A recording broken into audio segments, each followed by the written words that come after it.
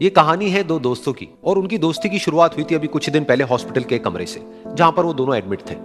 तो दोनों में से जो एक था उसको अभी कुछ ही दिन पहले एक पैरालिसिस का अटैक आया था, जिसकी वजह से गर्दन के नीचे की उसकी पूरी बॉडी पैरालाइज हो गई थी और वो अपनी एक उंगली तक नहीं हिला सकता था।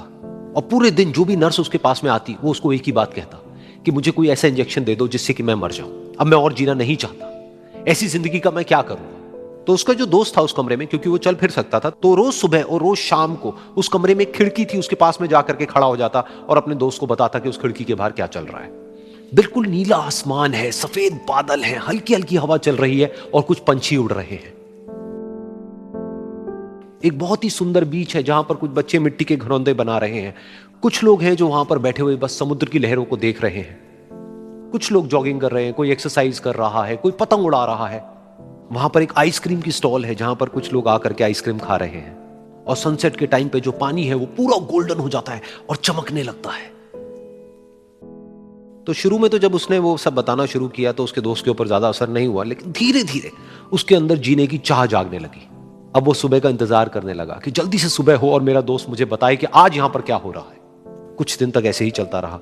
फिर एक दिन जब वो सुबह उठा तो उसने देखा कि सामने वाला बेड खाली है।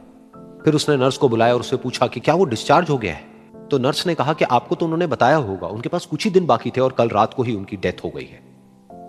ये सुन करके उसके अंदर की उम्मीद पूरी तरह से टूट गई, क्योंकि सिर्फ उसका दोस्त ही था जिसने उसको बाहर की दुनिया से जोड़ा हुआ था, जिसकी वजह से वो जान पाता था कि बाहर क्या हो रहा है और ये दुनिया कितनी खूबसूरत है। तो कुछ दिन तक तो वो रोता रहा और उसने जीने की चाह छोड़ दी। लेकिन दूसरी ही तरफ से उसके अंदर कहीं ना कहीं एक नई चाह पैदा हुई कि काश मरने से पहले एक बार मैं खुद अपनी आंखों से देखूं इस खिड़की के बाहर कि दुनिया कैसी है। जैसे जैसे उसकी ये चाह बढ़ने लगी, उसको अपने अंदर एक अजीब सी एनर्जी महसूस होने लगी। और फिर एक दिन उसने अपनी पूरी ताकत लगा दी और किसी तरीके से वो बेड से नीचे गिरा और पकड़ पकड़ करके किसी तरह से उस खिड़की तक पहुंचा। फिर उस खिड़की को पकड़ करके वो खड़ा हुआ और खिड़की के बाहर देख लिया। लेकिन खिड़की के बाहर देखते ही वो गुस्से से भर गया। उसने जोर से नर्स को आवाज लगाई और जैसे ही नर्स आई उसने नर्स से पूछा, ये तुमने क्या किया, ये खिड़की के बाहर काली दीवार क्यों खड़ी कर दी। तो नर्स को समझ नहीं आया वो क्या बोल रहा है और वो बोली कि मुझे 5 साल हो गए हैं यहां पर, जब से मैं आई हूं तब से तो ये काली दीवार यहां पर है।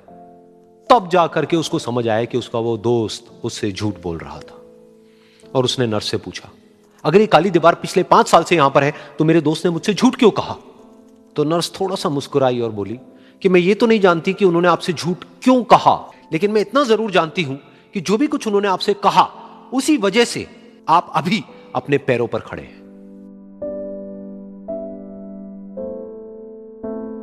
तो इस कहानी से हमको यह सीखने को मिलता है कि जो हमारे शब्द हैं, जो हमारे वर्ड्स हैं, जो हम अपने मुंह से बाहर निकालते हैं, उसमें इतनी पावर है जिसकी कोई हद नहीं है। वो किसी आदमी को गिरा भी सकते हैं और उसको उठा भी सकते हैं।